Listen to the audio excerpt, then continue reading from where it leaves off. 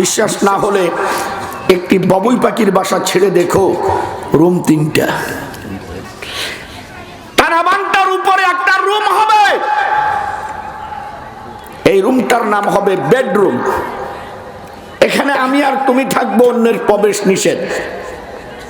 টানাবানটার ডান পাশে একটা রুম, এই রুমটির নাম হবে গেস্ট রুম। ঠাকুরগাঁও শহর থেকে কেউ আসলে ওখানে থাকবে। টানাবানটির বাম পাশে একটা রুম হবে ডাইনিং রুম, বাচ্চা কাচ্চা বড় হলে ওখানে থাকবে, খাওয়া দাওয়া ওখানে হবে। শিক্ষণীয় বিষয় যেটা, রুমগুলা যখন কমপ্লিট হয়ে যায়, বাবুই পাখি স্বামী আর স্ত্রী পুষ্কুনির পার পুকুর পারে যায়, সেখান থেকে 18 জাতীয় মাটি সংগ্রহ করে প্রত্যেকটা রুমের মধ্যে অল্প অল্প করে লেপে দেয়, যেমন নিচ থেকে কোনো রাজমিস্ত্রি গিয়ে কাজটা করে এসেছে। কাঁচা থাকা অবস্থায় চিকন ঠোঁট দিয়ে মাউথ পেসের মতো ছিদ্র ছিদ্র করে দেয়, একটা ছিদ্র বড় রাখে। কেন? একটু পরে বুঝবেন। মাটিগুলা যখন টান টান হয়ে যায়, শক্ত, স্বামী স্ত্রী দুজন আবার ওই পুষ্কুনির পারে গিয়ে একজনে পায়ের আঙ্গুলে করে একটু মাটি নেয়। মাটিটা নিয়ে সন্ধ্যার আগে বিকালের পরে তারা জংলায় প্রবেশ করে। জংলার ভিতর থেকে জোনাকি পোকা তারা গ্রেপ্তার করে। জোনাকি পোকা, ঠিক আছে? ঠাকুরগা কি বলে? জোনাকি পোকা গ্রেপ্তার করে, এমন ভাবে ধরে যাহাতে জোনাকি পোকাটা মারা না যায়। মারা গেলে কাজ হবে না। জোনাকি পোকাগুলাকে ধরে আর আস্তে আস্তে ওই যে মাটির মধ্যে একটা ছিদ্র বড় ছিল ওটা দিয়ে ঢুকায়। ঢুকান কমপ্লিট, ওই যে পায়ের আঙ্গুলে একটু মাটি আছে, ওই মাটি দিয়ে বড় ছিদ্রটা বন্ধ করে দেয়। বন্ধ করে দিয়ে বাবুই পাখি স্বামী আর স্ত্রী জোনাকি পোকাকে বলে, কিছুদিনের জন্য তোমরা আমাদের কাছে আমানত, আশা করি আমানতের খেয়ানতি করব না। সংগ্রামী সুধী, বাবুই পাখিকে জিজ্ঞাসা করা হলো যে ছোট ছোট রুম, 2টা 3টা জোনাকি পোকা হলেই তো চলতো, 10টা 12টা কেন দিয়েছেন? বাবুই পাখি উত্তর দিলেন, যাহাতে লোডশেডিং না হয়। কেন? 2টা 3টা হলে লোডশেডিং হওয়ার সম্ভাবনা আছে না নাই? জ্বলবে নিববে, জ্বলবে নিববে। আর 10-12টা হলে মেহমানের অসুবিধা নাই, বাচ্চা কাচ্চারও অসুবিধা হবে না। যখনই বাবুই পাখি বলল তোমরা আমাদের কাছে আমানত, আল্লাহ পাক রব্বুল আলামিন বাবুই পাখির ভিতরে আরেকটা ব্রেন ঢুকাই দিলেন। সেটা কি? বাবুই পাখি আগে জানতো না জোনাকি পোকা কি খায়। যেমনি বলল আমানত, এমনি আল্লাহ পাক বাবুই পাখিকে জানিয়ে দিলেন জোনাকি পোকা কি খায়। তাই কিতাবের মধ্যে এসেছে, বাবুই পাখি যখন নিজের বাচ্চার খাবার সংগ্রহ করতে যায়, সর্বপ্রথম জোনাকি পোকার খাবার সংগ্রহ করে। নিজের বাচ্চার খাবার মুখে তুলে দেওয়ার আগে জোনাকি পোকার মুখে খাবার তুলে দেয়।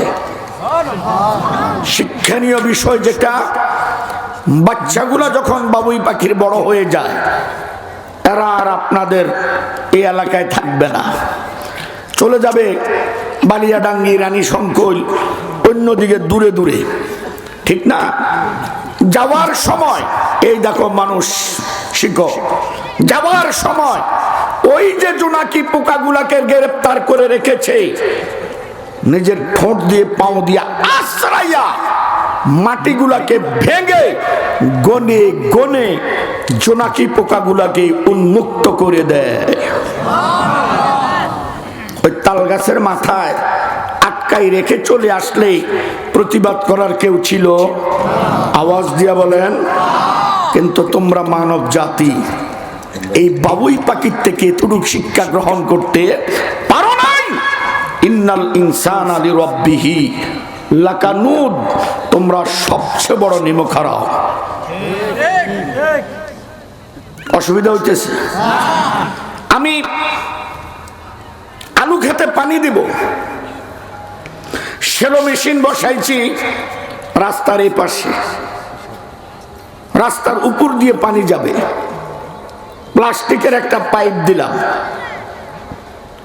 পাইপটা ক্ষতি হবে, অটো যায়, মাইক্রো যায়, হুন্ডা যায়, নষ্ট হয়ে যাবে, তাই পাইপের দুই পাশে মাটি দিলাম, ঠিক না? আমার পানি সিঁচা শেষ, আপনি সুন্দর করে আপনার পাইপটাকে গোছাইয়া বাড়িতে নিয়ে চলে গেলেন, মাটিগুলা সরাইবে আপনার কোন বাপে? কথা বলেন না কেন? কেমন মানুষ তুমি? এখানে একটা অ্যাক্সিডেন্টের রোগী এসে ধাক্কা খেতে পারে, একটা হার্টের রোগী ধাক্কা খেতে পারে, একটা ডেলিভারির মা বোন ধাক্কা খেতে পারে, তখন তোমাকে নয় তোমার বাপ দাদার 14 গোষ্ঠীকে তুলে গালিগুলাজ করবে। কেমন মানুষ তুমি? একটি কথা যদি বলি ভাই, কথাটা কাউকে বলবেন না, এটা একমাত্র শুধু আপনাকে বলেছে, আর কেউ যেন না জানে। এই তো আপনার ডেলিভারির ব্যারাম শুরু হয়েছে। কথা বলেন না কেন? কখন কথাটা বাজারে গিয়া প্রকাশ করবেন? এরে চা খাওয়ায়, ওরে চা খাওয়ায়, শুনছেন অমুকের ছেলে অমুক এই হয়েছে সেই হয়েছে, আপনারা দেখেন কাউকে বলেন না, কথাটা শুধু আমাকেই বলছে আর কাউকে বলেন না। এরপর ওই দোকানে যায়, আবার ওখানে বলে উনি পুরা বাজার করে ফেলছে আর ফতুয়া দিতেছে, কাউকে বলেন না। তুমি কেমন মানুষ? একটা কথার আমানত রক্ষা করতে পারো না। ক্বালা নবী সাল্লাল্লাহু আলাইহি ওয়াসাল্লাম লা ঈমানান লিমান লা আমানাতা লাহু, যার মধ্যে আমানত নাই তার মধ্যে ঈমান নাই। কেমন মুসলমান? কথা কইেন না, আমাকে আমার মতো ওয়াজ করতে দেন, কথা বলেন না। কি কথা বুঝাতে পারতেছি? আগে বুঝেন আর আপনারা দাঁড়াই থাকেন। আমার ওয়াজের বয়স 30 বছর। এই মাঠে ময়দান আল্লাহ রাখছে। আপনাদের এখানে আমি নতুন, ঠাকুরগাঁর জন্য আমি নতুন না। আমার আলোচনা শুনিন না, এখানে বহুত শ্রোতাও আছে। যারা গোয়ালপাড়া মাদ্রাসায় গেছেন, আমাদের খলিল সাহেব হুজুরের মাদ্রাসায় গেছেন, বন্ধুরা আমার, আমরা এমন জাতের মুসলমান, যে মুসলমান আমরা একটা কথার আমানত রক্ষা করতে পারি না। ঠিক না? ঠিক। আসুন আলোচনার দিকে একটু ধাবিত হই। কুতুবউদ্দিন বখতিয়ার কাকি রহমতুল্লাহ আলাইহি নাম শুনছেন? ওলামায়ে কেরাম তো অবশ্যই শুনছে। আপনারা শুনছেন? কুতুবউদ্দিন বখতিয়ার কাকি, এত লম্বা নাম কোয়া যায়? শাবানা রাজ্জাক, আলমগীর, রোবেল, নেইমার, মেসি এডিশন করবেন, তাড়াতাড়ি মুখস্থ, ঠিক নি? কুতুবউদ্দিন বখতিয়ার কাকি রহমতুল্লাহ আলাইহি মৃত্যুর আগে, খুব খেয়াল, ছেলেদেরকে ডাকছে, কেউ লেখছে খাদেমকে ডাকছে, কেউ লেখছে এলাকার মান্যগণ্য ব্যক্তিদেরকে ডাকছে। এটা জুমলায় খবরই এদিক সেদিক হইতে পারে। যাই হোক, ছেলেদেরকে ডাকছে, খুব গভীর মন দিয়ে ধরেন। বাবারা, আমি যদি মারা যাই, তোমরা কেউই আমার জানাজার ইমামতি করবা, ঠিক না? কেন? হাদিসের মধ্যে আসছে, সন্তান যদি মা বাবার জানাজার ইমামতি করে, আল্লাহ পাক মা বাপকে মাফ করে দেয়। সন্তান যদি মা বাপকে কবরের মধ্যে রাখে, ওই মা বাবার কবরের মধ্যে প্রশ্নের সুয়াল জবাব হয় না। সুবহানাল্লাহ তো ঠিকই বলছেন। দুই একটা মাদ্রাসায় দিছেন, নাউজুবিল্লাহ। এখানে আসলে নাউজুবিল্লাহ কি বলেন? একটু আগে ছিল সুবহানাল্লাহ, সন্তান মাদ্রাসায় দেন, নাউজুবিল্লাহ। ঠিক না ভাই? ঠিক। আমি যে মসজিদে জুমা পড়াই, আজ 18 বছর। ওই মসজিদ আমার মসজিদের সভাপতির ছেলে ইউএস বাংলা বিমানে চাকরি করে। আমার বিমানের টিকিট প্রায় তার মাধ্যমে হয়। গত রোজার ঈদের নামাজের পর আমাদের ঢাকা ইমামের সাথে কোলাকুলি করে হাদিয়া দেয়। আসেন আপনাদের দিকে? কে জানে আসে না নাই আমি জানি না। ও আসছে আর আমি বললাম তুই তো বুয়েট ছাত্র, অনেক জ্ঞানী, তো ঈদের নামাজ কয় তাকবীর দিছ? কিছুক্ষণ চুপ থেকে হুজুর গনি নেই। এটা বাস্তব না অবাস্তব? জোরে বলেন। আমাদের সন্তানগুলোর অবস্থা দেখেন। আমরা অনেকে ঈদের নামাজ পড়ার জন্য প্রথম কাতারে দাঁড়াই কিনা? 100-র মধ্যে 98 জনের নামাজ হয় না। আমি ফতুয়া দিলাম, হুজুর বলেন কি? হ্যাঁ, যারা প্রথম কাতারে দাঁড়ায় ওদের অবস্থাটা কি আমার দিক দেখেন। আল্লাহু আকবার। ইমামের দিকে এমনি ব্যাক হয়েছে, কারণ এখানে উঠানামা আছে। এটা জানা যে সেট করছি আর লাগবে না, উঠানি নামানি আছে না নাই, তাই এখন তকবির বান্দা ইমামের দিকে তেড়া হয়েছে। খাপ মারে ধরছে না, ছেড়ে দিছে, নামাজ হয়েছে। আর যেগুলো পিছে এগুলো আন্দাজে মারতে আছে। কয়টা মারছে ও নিজেও বলতে পারবে না, ঠিক না বেটি? এই তো আমাদের সন্তানদের অবস্থা। শিল্পপতি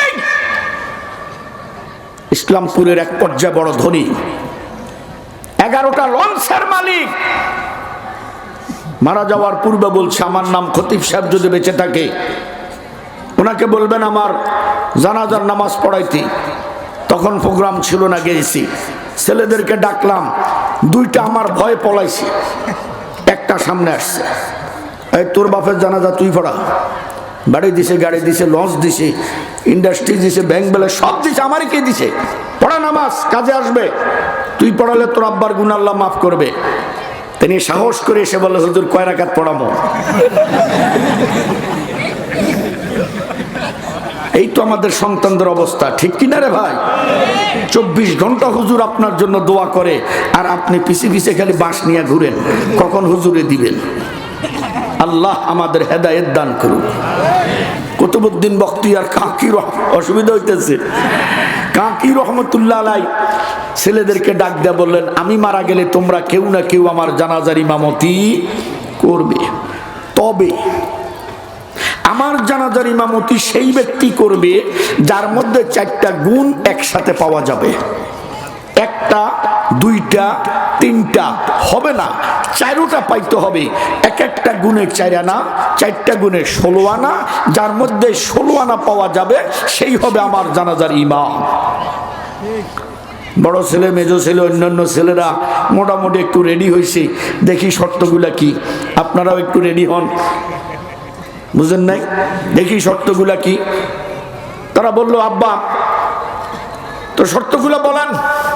বলে 1 নম্বর শর্ত, ওই ব্যক্তি আমার জানাজার ইমামতি করবে যার হায়াতে জিন্দেগিতে 5 ওয়াক্ত নামাজে তাকবীরে উলা ছুটে যায় নাই। আল্লাহু আকবার, জোরে বলেন, আওয়াজ দেয়া, পিসের বাইরে আওয়াজ দেয়া বলেন। হায়াতে জিন্দেগিতে 5 ওয়াক্ত নামাজে তাকবীরে উলা ছুটে যায় নাই, জামাত কইলেও চলতো। ছেলেরা বলে আমরা 1ম নম্বরে ফেল। বুঝেন নাই?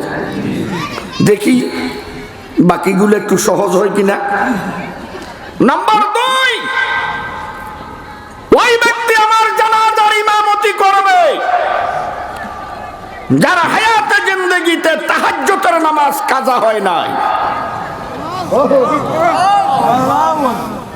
খুব সহজ, খুব সহজ।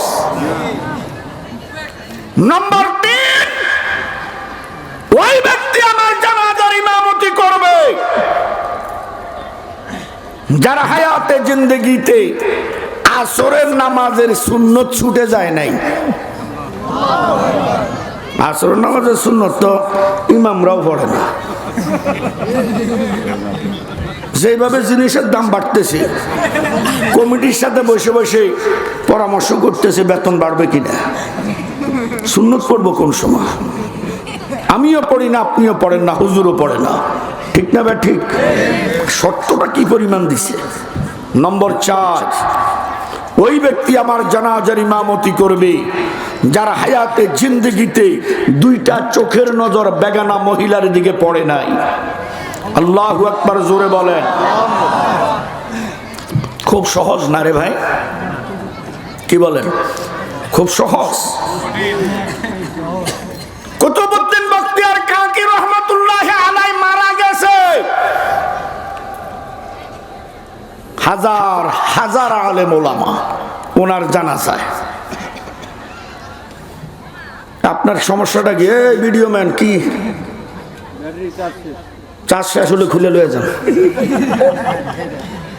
এন একবার আসবেন, একবার যাবেন, লোক আপনার তামসা দেখতে আসে নাই। আমি এই জন্য ওয়াজ এই সমস্ত লাঠি সোঁড়া গুলা নিয়ে যাই না। ওদের তামসার দিকে মানুষ চাইয়া থাকে, ওয়াজ শুনে না খেয়াল করে। গাড়ি দিয়ে আসতেছি, গাড়ি পাঠাইছেন আপনারা, মাথার মধ্যে সেটা তেল শেষ, গ্যাস নেই, ঘটুর ঘটুর ঘটুর ঘটুর গ্যাস। কি এক বিপদের মধ্যে পড়লাম। এখন একটা খারাপ করাইছে, কয়টা ব্যাটারি শেষ।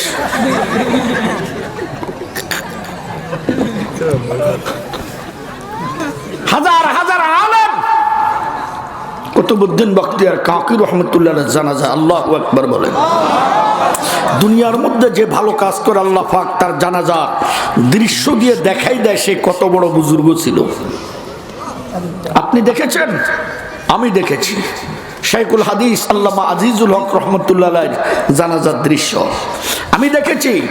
মুফতি ফজলুল হক আমিনী রহমতুল্লাহ আলাইহির জানাজার দৃশ্য আপনারা দেখেছেন। লকডাউনের মধ্যে ব্রাহ্মণবাড়িয়ার আল্লামা জুবাইর আহমদ আনসারী রহমতুল্লাহ আলাইহির জানাজার দৃশ্য আমি দেখেছি। চরমনার ময়দানে ফজলুল করিম রহমতুল্লাহ আলাইহির জানাজার দৃশ্য। লক্ষ লক্ষ মানুষ, ওরা এত বড় ভালো কাজ করে গেছে। মানুষ মৌমাছির মতো লকডাউন মানে নাই, জানাজা হাজির হয়ে গেছে। কুতুবউদ্দিন কত বড় কামেল ব্যক্তি হলে এই কথাটা বলতে পারে? সন্তানরা বাবার লাশ রেখে ভাষণ দিলেন, এই 4টা গুণ যদি কারো মধ্যে থাকে আসেন, আমার আব্বার জানাজার নামাজটা পড়ান। না হয় আব্বা বলেছে এই 4 গুণ যদি কারো মধ্যে একসাথে না পাও, আমাকে জানাজা দেওয়া লাগবে না, বিনা জানাজা আমাকে মাটি দিয়ে দিবা।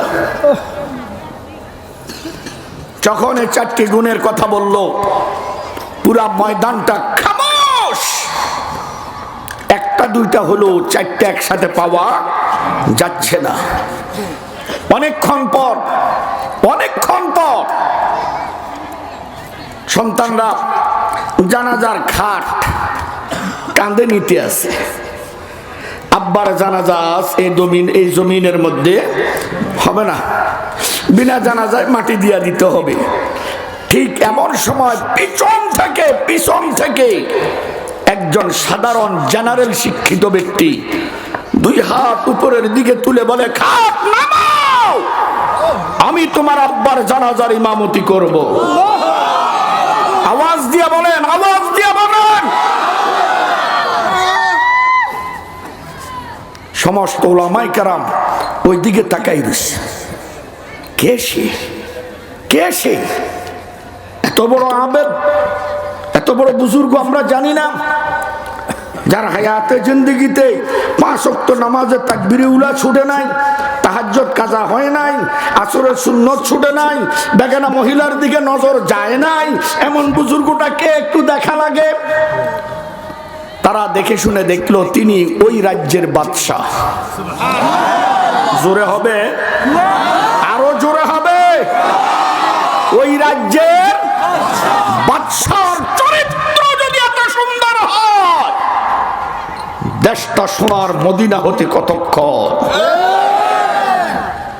বাদশাহ না, সুলতান শামসুদ্দিন আলতামাস রহমতুল্লাহি আলাইহি। কি নাম?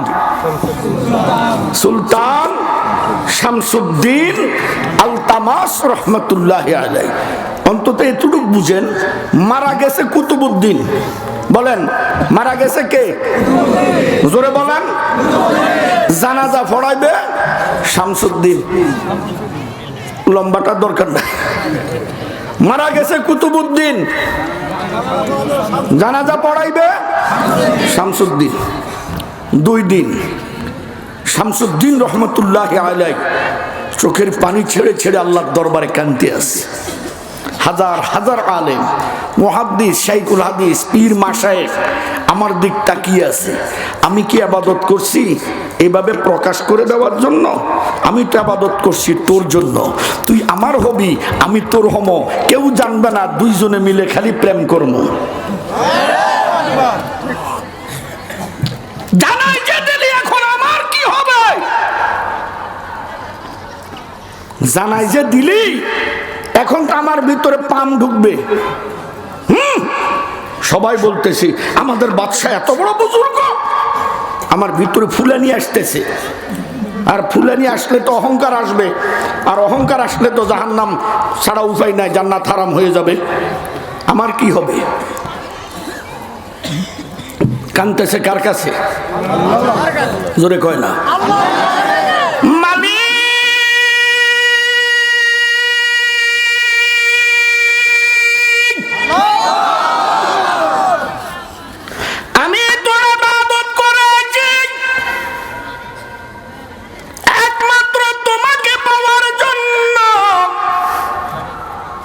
প্রকাশ কেন কইরা দিলা রে?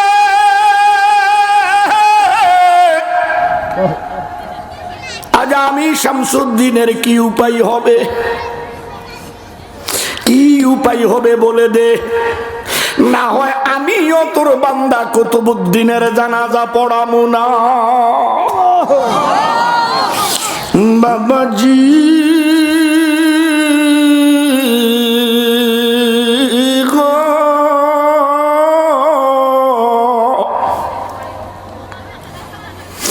হযরত শামসুদ্দিন আস্তে আস্তে করে চোখের পানিগুলো ফেলে ফেলে সামনের দিকে যায়। ডাইনেও দেখে না, বামেও দেখে না, কারণ হাজার হাজার আলেম ওনার দিকে তাকিয়ে আছে। লজ্জায় মাথাও তোলে না, ডাইন বাম বন্ধ করে মাথা নিচু করে যাইতে আস। সোজা গিয়া কুতুবউদ্দিনের মাথার বানটা নিজ হাতে খুলে ফেলছে। কাফনের কাপড়টা সরাইয়া চেহারার দিকে তাকাইয়া বলে, কিরে কুতুবউদ্দিন? কেমন সম্পর্ক? কিরে কুতুবউদ্দিন, মরে গিয়া তো বেঁচে গেলি, আমারে কেন প্রকাশ করে দিলি? তুই তো মরে গেলি, বেঁচে গেলি রে কুতুবউদ্দিন,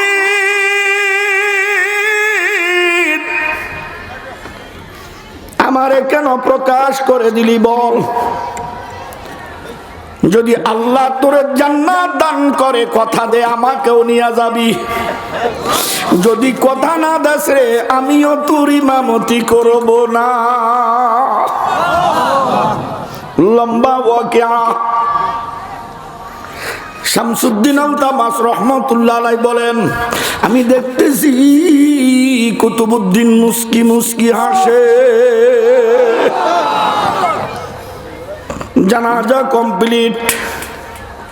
ছেলেগুলার কাছে গিয়া বলি, বাবা এই কথাগুলা তোমার আব্বা যখন বলেছিল তখন অবশ্যই বলেছে, কথাগুলার আমানত রক্ষা করিও, কাউকে বলিও না। বলে হ্যাঁ।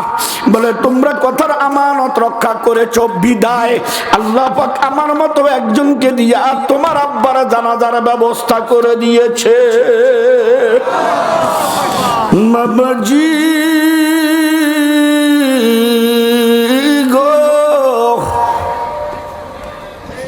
আমার আমাদের ওয়ার্ডের যিনি মেম্বার ওয়ার্ডটা ওনার কাছে আমানত, যিনি ইউনিয়নের চেয়ারম্যান ইউনিয়নটা ওনার কাছে আমানত, যিনি সংসদ সদস্য এরিয়াটা ওনার কাছে আমানত, যিনি উপজেলার চেয়ারম্যান উপজেলাটা ওনার কাছে আমানত, যে যে ডিপার্টমেন্টের মন্ত্রী ডিপার্টমেন্টটা ওনার কাছে আমানত, যিনি প্রাইম মিনিস্টার তামাম দেশটা ওনার কাছে আমানত। বড় ভাইয়ের কাছে ছোট ভাই বোনগুলো আমানত, মা বাবার কাছে সন্তানগুলো আমানত, বড় হুজুরের কাছে ছোট হুজুরগুলো আমানত, ইমামের কাছে মুসল্লিরা আমানত। কিছুক্ষণের জন্য আপনারা আমার কাছে আমানত। দাওয়াত দিয়েছেন যদি কোরআন হাদিস অনুযায়ী না বলি, কতক্ষণ নাচ কতক্ষণ গান রঙ্গ সঙ্গ দিয়ে চলে যায়। আমি বক্তাকে আল্লাহর কাঠগড়ায় দাঁড়াইয়া দাঁড়াইয়া জবাব দিতে হবে।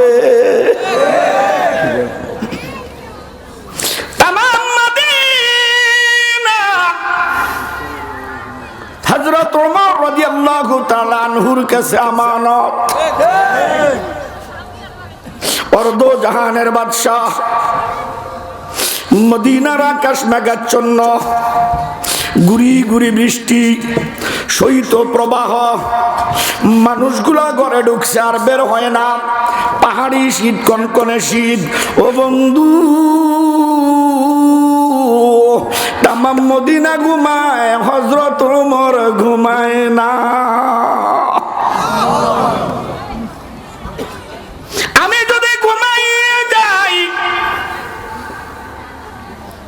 আমার আল্লাহ যদি জিজ্ঞাসা করে মদিনার ওই প্রান্তে একটা লোক শীতে কষ্ট করেছে, তুই কেমনে ঘুমাইলি?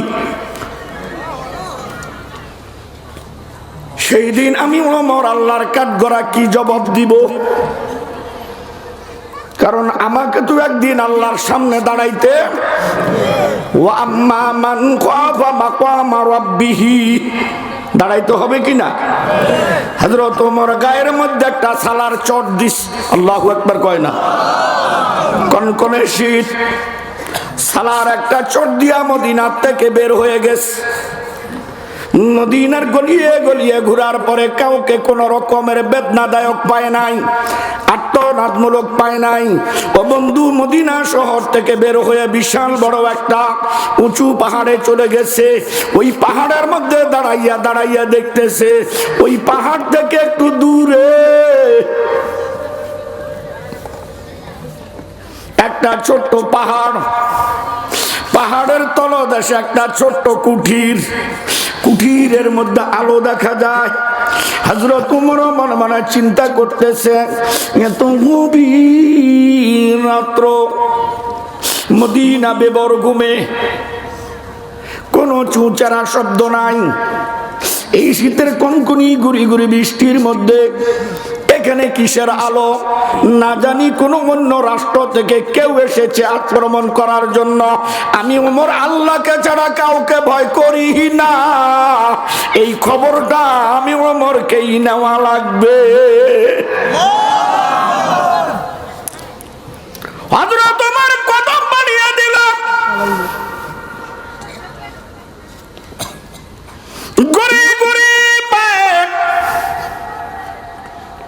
ওই কুড়ের ঘরের দিকে যেতে লাগলো।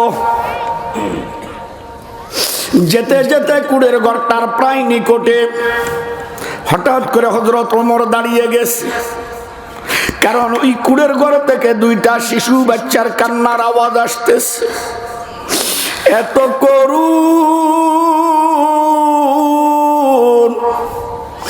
এত বেদনাদায়ক, এত যন্ত্রণা, এত স্নেহের বন্ধনের কান্না।